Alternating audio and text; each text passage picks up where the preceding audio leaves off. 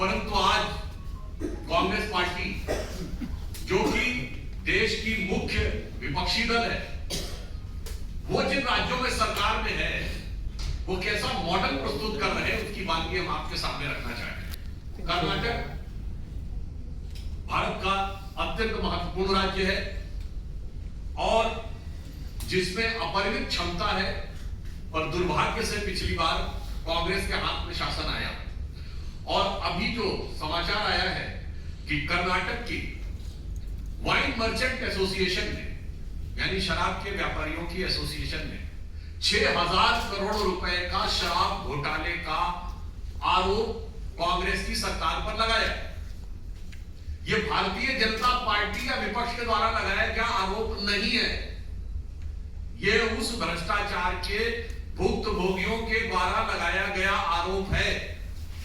Karnataka wine merchant association, और उन्होंने बाकायदा विस्तार से बताया है कि रेस्टोरेंट से लेके होटल्स तक किस प्रकार से अलॉटमेंट में विधिवत रूप से सरकार के भिन्न भिन्न स्तर पर बैठे हुए मंत्रियों और अन्य लोगों को वो भ्रष्टाचार का पैसा जाता था।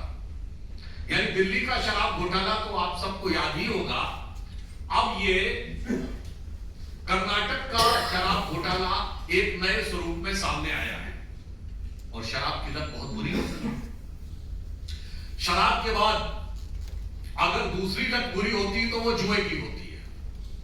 तो कर्नाटक में चित्रदुर्ग के कांग्रेस के एमएलए ईडी के द्वारा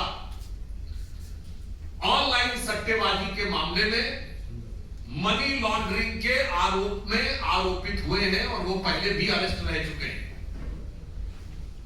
अर्थात कर्नाटक कांग्रेस की सरकार, जो पहले भी दलित समाज के लिए स्थापित वाल्मीकि योजना का पैसा उड़ाती हुई, भ्रष्टाचार करती हुई दिख चुकी है, जो मूडा स्कैम में जमीन के घोटाले करते हुए दिख चुकी है, वो अब कर्नाटक में शराब और जुए, इन दो चीजों में आरोपित होकर गहरे सवाल खड़े हो रहे हैं।